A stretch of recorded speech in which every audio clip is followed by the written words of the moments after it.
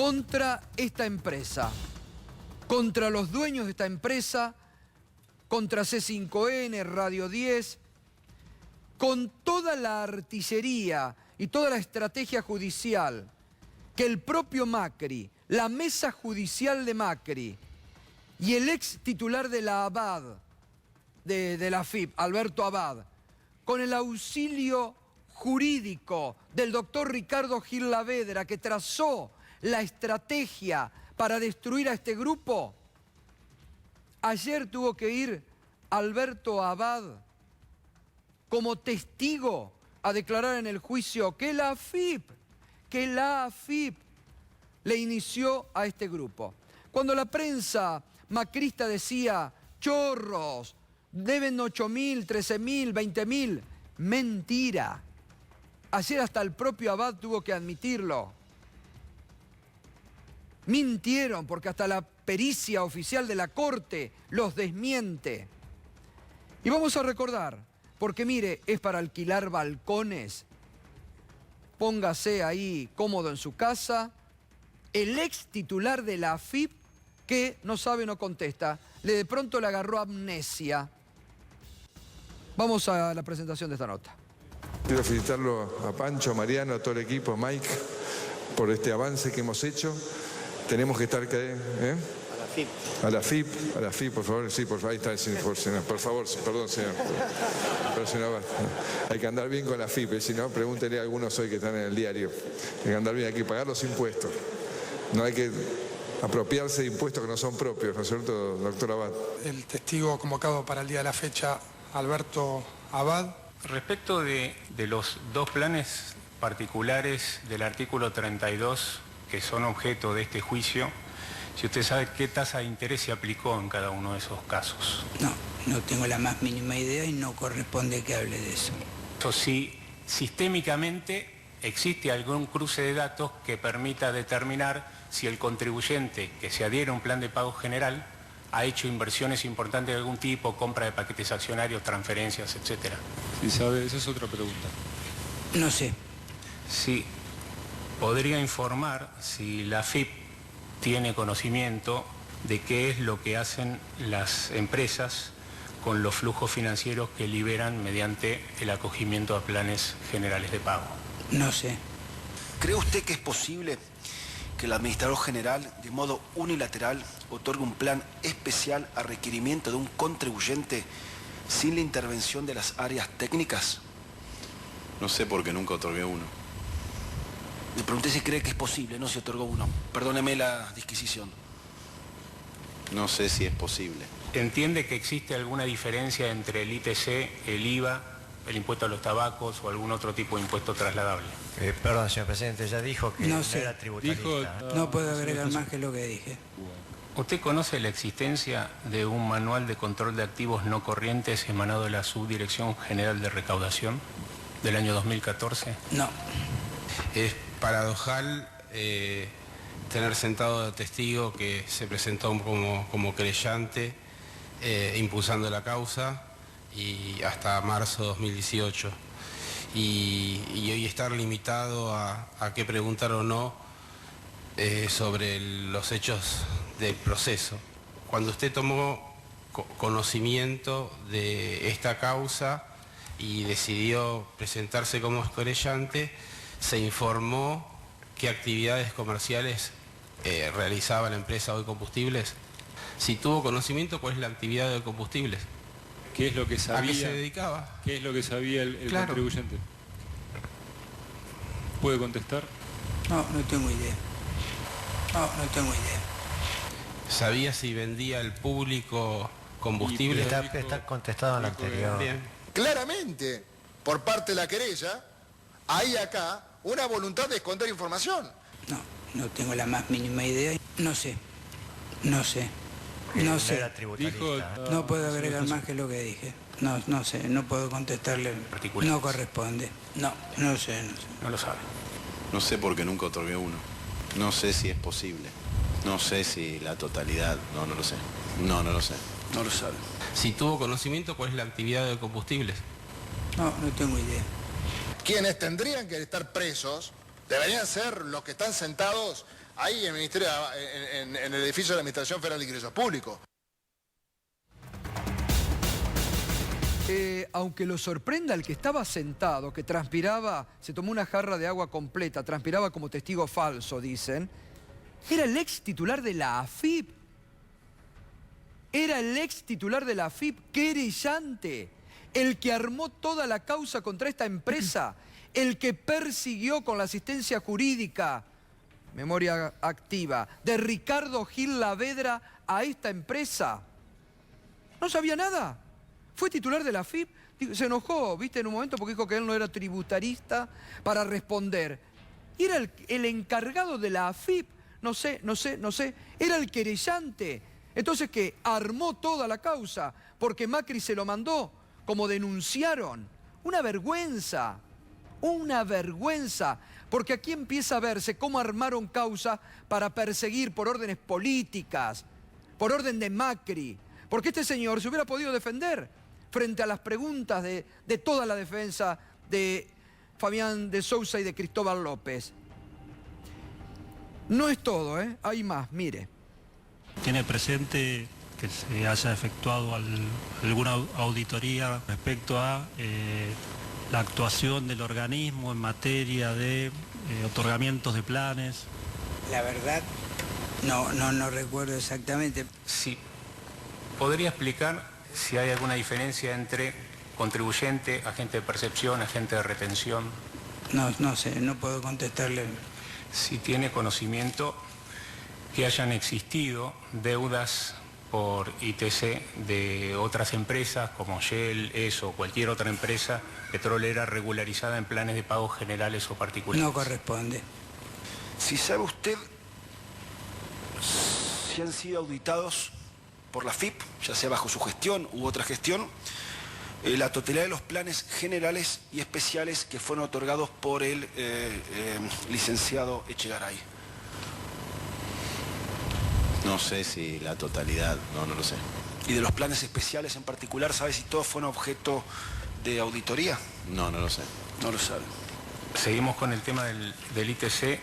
Si al momento de hacerse cargo en el primero y en el segundo periodo que usted se hizo cargo de la Administración Federal de Ingresos Públicos, si este impuesto estaba excluido de la posibilidad de incluirlo dentro de planes de pago. Yo voy a objetar el segundo periodo. El segundo vamos a dejarlo.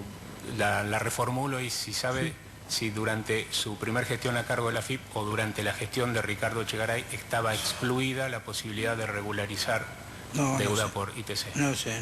No lo sabe. Bien, mi pregunta básica es, para no empezar a repetir, es sobre la situación fiscal de Oil Combustibles. ¿Va a contestar alguna pregunta o no? No. Bueno, entonces no va a contestar preguntas sobre Oil Combustibles. No. Es el querellante. Una vergüenza lo de Abad. Esperemos que si haya jueces en ese tribunal justos, estén viendo la maniobra, ¿no? Que no se dejen guiar jueces por el odio que han inoculado. Lo que buscaban era la destrucción de esta empresa, de todo el personal de esta empresa, que pese a esta persecución de Abad, de Ricardo Gil Lavedra, también de Macri, que están denunciados, y la mesa judicial, logramos seguir sobreviviendo. Un papelón lo de Abad. No, y además, Gato, por ejemplo, esa persona que veíamos ahí es la que más debería saber de esto. Contestó 10 veces, no lo sé, a cuestiones básicas. Sí. ¿A qué actividad comercial se dedicaba la empresa a la que vos denunciaste? No lo sé. Decía. ¿Sabés si le vendieron a consumidor final para retener el impuesto? No lo sé. No es que no lo sabe perfectamente. El gran problema acá es que la misión ya está cumplida. Claro. La misión era meter preso a los dueños de este grupo de medios, apropiarse de los medios y así después, cuando llegara el turno de las explicaciones, bueno, desguazar las empresas, desguazar como hicieron con Oil, desguazar, regalársela o vendérsela a sus amigos, que ese era el plan que tenía. Abad, ¿no? Que generó resoluciones desde la llegada del 10 de diciembre de 2015, recordemos la pericia dijo no hay deuda exigible, generó resoluciones para ir generando deudas. Muy bien, ¿qué pasa con la causa peaje? Lo concreto, vamos. Vamos a lo concreto porque también declaró esta semana Gustavo Gentili. ¿Te acordás, Gato, que nosotros comentamos la declaración de Balbín, ex procurador del Tesoro del propio Macri, que poco ayudó al gobierno de Mauricio Macri y dijo que se había opuesto él desde la Procuración del Tesoro a que le entregaran un fangote de dinero, unos 500 millones de dólares a Autopistas del Sol. ¿Quién es Gustavo Gentili? Es el exdirector del OCOVI, del órgano de control de las concesiones viales. Estuvo hasta 2015 y él fue muy crítico de Autopistas del Sol, al punto tal que él había solicitado que no se le renovara la concesión por lavado de dinero, por evasión impositiva, por subcapitalización de la empresa. Si te parece, vamos a ver algunos detalles. La semana que viene se vienen importantes novedades en esta causa, ¿eh? Es realmente explosiva la declaración. ¿Qué es lo que denunció el propio Gentili? Maniobras para direccionar el negocio de las concesiones de los peajes en beneficio del grupo SOCMA. Del grupo de Macri. Le había pedido a Vialidad Nacional, que no renegociara el contrato con Autopistas del Sol, dado el alto grado de incumplimientos que generaba esta misma empresa. ¿Qué significa esto? Llegó después Iguacel a Vialidad Nacional y dijo, no me importa todo lo que dijeron, vamos a renovarle la concesión. ¿Por qué? Bueno, la sospecha es que es porque eran socios de la familia Macri, que ganó muchísimo dinero en la compra-venta de acciones de Autopistas del Sol, porque básicamente subió en un 400% el valor de los peajes. Autopistas del Sol blanqueó dinero, dijo Gentili en declaraciones al portal Diario Pulse y en su declaración testimonial ante Canicoa Corral. Dijo que Autopistas del Sol no debería haber obtenido nuevamente la concesión del servicio porque ingresó al blanqueo de capitales que habilitó el propio Macri. Fíjate, llegaron, hicieron todos sus negocios y se fueron y desguazaron el Estado. La verdad que ese blanqueo que la Corte lo tiene en sus manos, a pedido cuando era Solá diputado, debería bajarlo, debería abrirse y debería conocerse realmente qué blanquearon, quiénes y cuánto blanquearon. Y dejémonos de jorobar de una vez, para ver los republicanos, sobre todo el hermano del expresidente, de dónde sacó la guita que blanqueó. Vamos a hacer de una vez por todas, saquémonos un poquito, y vayamos a lo que tiene que saber la gente. Y te recuerdo que el gobierno quería sancionar a los periodistas que difundieran información respecto del blanqueo. ¿Por qué? Bueno, acá está, lo que dice, porque estaban todos los amigos y los familiares. Pero el que fue funcionario de OCOVI, Ausol blanqueó plata y que no le tendrían que haber dado la concesión porque había entrado en el blanqueo, es decir, ilegalidad total. No, aparte te dice, ¿vos qué dinero blanqueaste? Y el de las concesiones viales, lo que no hiciste en obras, lo que subcapitalizabas, lo que truchabas para poder obtener mayor margen de ganancias, las fugabas al exterior, en este caso vía España. Bueno, y finalmente lo terminaste blanqueando. Un negocio realmente redondo. No sé si nos queda alguna placa más. Lo cierto es que tanto el ex titular del OCOVI como el ex procurador del Tesoro del propio Macri no hicieron más que continuar la hipótesis de delito, ¿sí? No hicieron más que confirmar la hipótesis delictiva que hubo un acuerdo espurio con Abertis, controlante de Autopista del Sol, ex socia de la familia Macri, por 500 millones de dólares. ¿Por qué le pagamos 500 millones de dólares a Abertis? No hay un solo funcionario que lo haya podido explicar todavía, incluyendo a un funcionario de la administración de Macri. Gracias, Juan. Por favor. Seguimos, venite a la mesa, que está muy interesante. Sí, no me la pierdo. Bueno, vamos a hablar de justicia, Mire lo que estábamos hablando. La doctora María Laura Garrigós de Réboris, ¿cómo le va, doctora? ¿Qué tal? Buenas noches. Doctor Luis Arias, doctora Mónica Cuñarro, gracias. Buenas noches, doctor Federico Delgado, gracias. ¿Y si usted fuera presidenta del tribunal donde estaba declarando Abad? No, bueno, yo le hubiera leído el artículo 275 del Código Penal que dice cuáles son las penas para el falso testimonio, porque el testigo falso no es solo el que miente, sino el que oculta la verdad. Es increíble que un querellante no sepa de qué se trata la causa en la que está querellando. Y tampoco puede un querellante decir no voy a contestar preguntas, porque está obligado a contestar, porque es un testigo. No corresponde eso. No corresponde ni preguntárselo. Directamente digamos que, bueno, no voy a decir cómo actuaron los colegas, pero para mí este juicio va a tener problemas de validez. Y totalmente, ¿no? Porque después de ese paso, ¿cómo debería haber quedado Abad? ¿O cómo debería quedar judicialmente? Y en un tribunal común probablemente se le hubiera detenido por negarse a declarar. Ahora, ¿importa realmente, les importa la validez del juicio? Pues me da la impresión que el objetivo era simplemente meter presos a ciertos empresarios Eso sería pensar que los jueces actúan de esa forma intencionalmente, es pensar que los jueces están dispuestos a cometer delitos. Yo no creo que el tribunal, a lo mejor es el modo en que el tribunal está acostumbrado a trabajar, no lo sé. Ahora, yo mientras estábamos dando y veíamos la nota, veía como la doctora Mónica Cuñaro se agarraba la cabeza. Sí, claro. Usted se veía como testigo, no como testigo, como fiscal de ese juicio que hubiera hecho. Por supuesto, le hubiese pedido la detención por falso testimonio en el momento y que el tribunal lo resuelva, y si lo rechazaba se lo apelaba en el momento. Bueno, no, pero fácil no le puede resultar a un testigo mentir así descaradamente hasta decir, no me corresponde hablar. ¿Cómo que no le corresponde hablar a un testigo? Sí, porque daba la impresión como que se estaba burlando, ¿no?, del tribunal y de lo que tanto daño y mal hizo, ¿no? Sí. Pero bueno, esto es una muestra más, me parece, de un poco de lo que claramente y por primera vez expresó el presidente en su discurso ante la Asamblea Legislativa.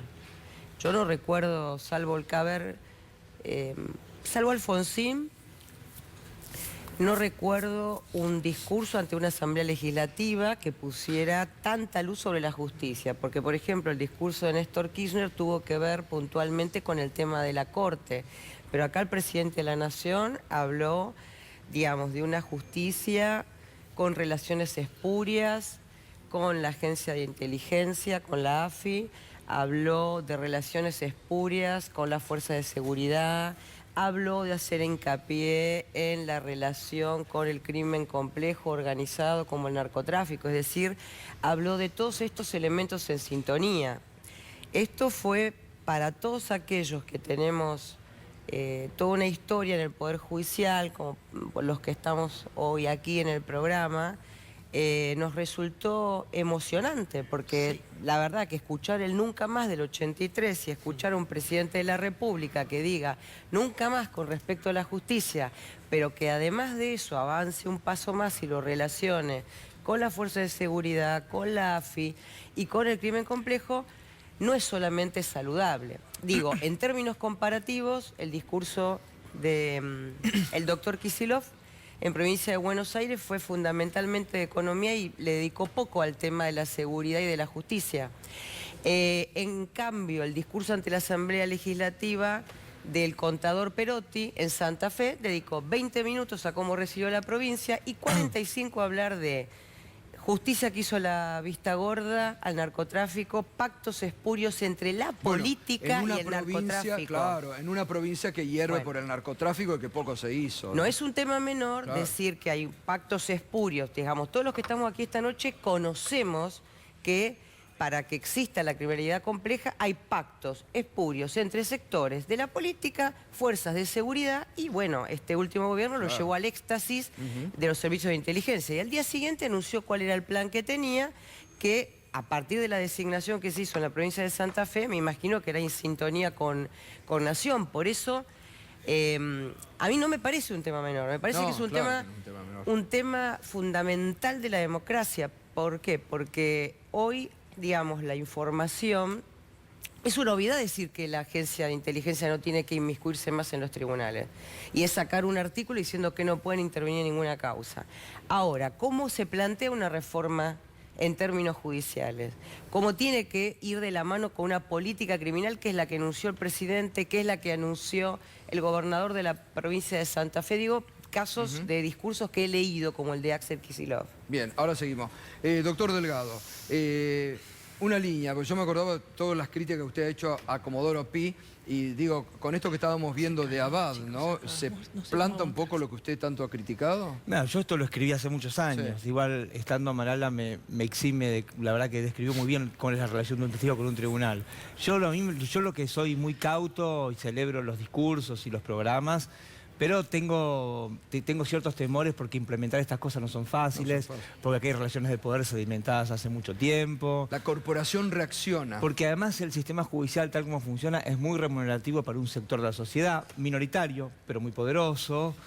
Y me parece que hay que plantear profundas reformas éticas, profundas reformas culturales, Y me parece que tiene que ser, hay que lograr cualquier reforma, la que planteó Alberto Fernández, o ojalá que surjan muchos más ahora para discutir, requieren de la complicidad estructural de los hombres de la justicia. En la justicia hay muchísima gente buena, pero hay mucha gente buena que con su silencio también ha convalidado este tipo de situación. Entonces me parece que es un momento de una crisis muy aguda, donde tenemos la oportunidad de darle lugar al republicanismo. Pero el republicanismo es una práctica, no es un texto, no es una ley, no es un programa, hay que poner movimiento, hay que trabajar, hay que actuar.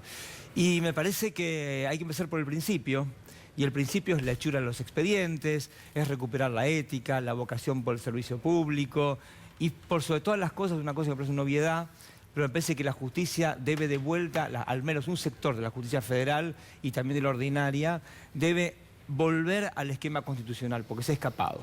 Se ha escapado y funciona como un poder autónomo que tiene sus propias reglas, que tiene interacciones non santas con empresarios, con políticos, con servicios de inteligencia, con delincuentes. Y me parece que el gran desafío, pero que es colectivo, porque los judiciales tenemos por ahí la principal responsabilidad, pero también la dirigencia, también ustedes, los periodistas, que pueden hacer mucha docencia, muchísima, y los ciudadanos en general, de lograr crear las condiciones para que la justicia de vuelta ingrese a la ingeniería de la Constitución. En tanto y en cuanto no tengamos conciencia del nivel de la crisis y que un presidente como Alberto Fernández, que es un hombre que es un profesor de hace muchos años en la facultad y que conoce esto de primera mano, digamos, un discurso, por más bien escrito que sea y por más bien narrado que esté discursivamente, no nos alcanza para hay que llevarlo a la práctica. Absolutamente. Hay que llevarlo a la práctica. Y ese es el peor desafío. Ya. Sí, ya.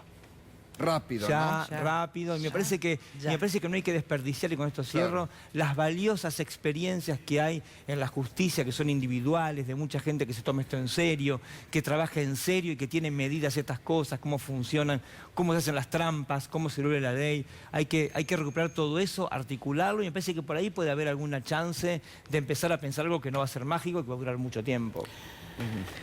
Hay indicios igual de que algo se va a hacer. La designación de Juan Martín Mena como secretario de Justicia, que su anterior función fue ser el segundo en la AFI, digamos, indica que por lo menos una persona que va a poder manejar los dos campos.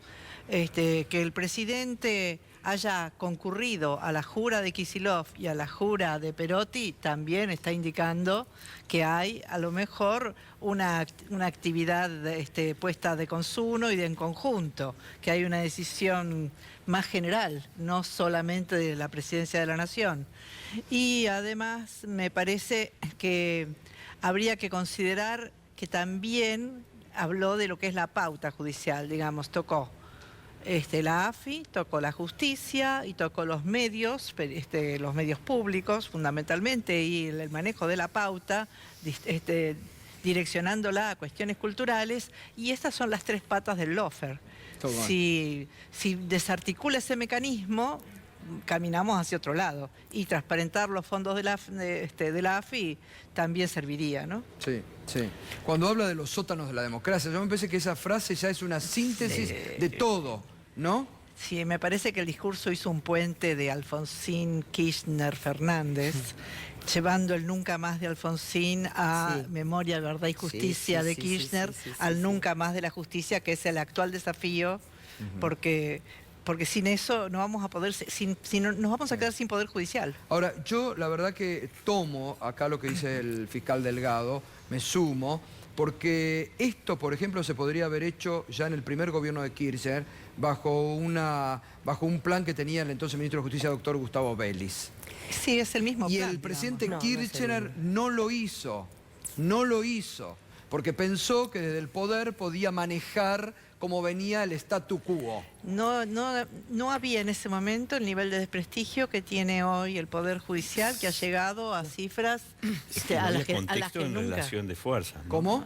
Que no había contexto en relación de fuerzas. Sí. De todas maneras... No había voluntad política. No sé, yo coincido con eso. Para mí no hubo voluntad política. Hubo avances importantes, como el decreto 222, para la designación de los jueces y el de 588 para los jueces ordinarios. Exactamente. Y yo creo que ese es el camino, porque yo entiendo, el Poder Judicial debe volver al esquema constitucional, dice Federico, pero eso no va a suceder mientras haya poderes que estén a espaldas de la sociedad, como funciona actualmente el Poder Judicial. Nosotros, esos decretos que acabamos de mencionar, fueron un avance importante porque los jueces, los postulantes tuvieron que dar la cara frente a la sociedad. Yo recuerdo a Carmen Argibay discutiendo su posición respecto del aborto en esa época, defendiendo sus posiciones. Entonces, ¿cómo sucede?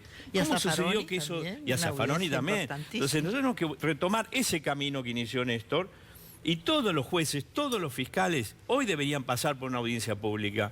Yo entiendo que Comodoro Pi es importante, pero en la provincia de Buenos Aires vivimos más del 40 y pico % de la población, y nosotros tenemos en Mar del Plata un fiscal general, que es el jefe de todos los fiscales, no de Mar del Plata, del Departamento Judicial Mar del Plata, que es enorme, que fue miembro de la Dirección de Investigaciones de la Policía de Camps.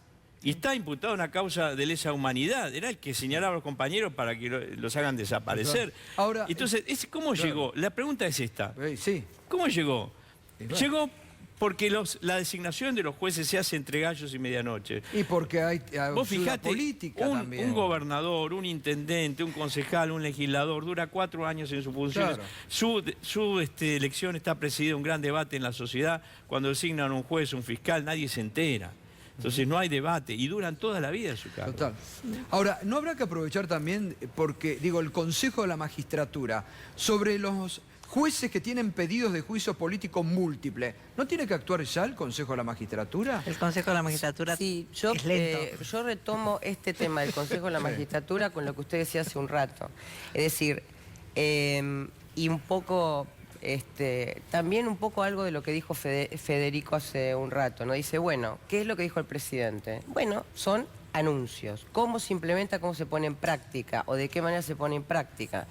Para mí hay que ponerlo rápidamente en práctica, debe entrar en extraordinarias. No se trata de cambiar un artículo con la agencia de inteligencia. Creo que tiene que haber una división clara de lo que es inteligencia estratégica en recursos. ¿Por qué?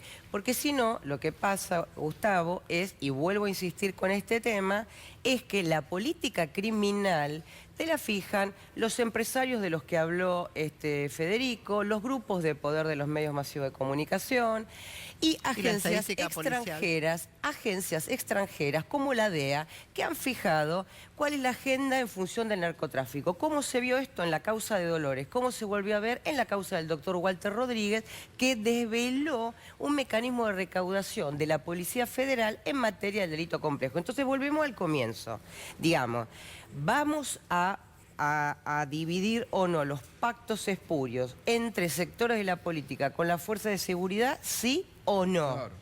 ¿Sí? Además, con yo creo, la justicia, por ejemplo, el presidente anunció la intervención de la AFI. Ya tendría que haber puesto un interventor, porque esa fuerza está sin conducción. Está céfala, porque el decreto 656, que es el derogado, derogaba el 1311/2015, que tiene varios anexos en donde había objetivos nuevos de la Agencia de Inteligencia, presupuesto, personal, control del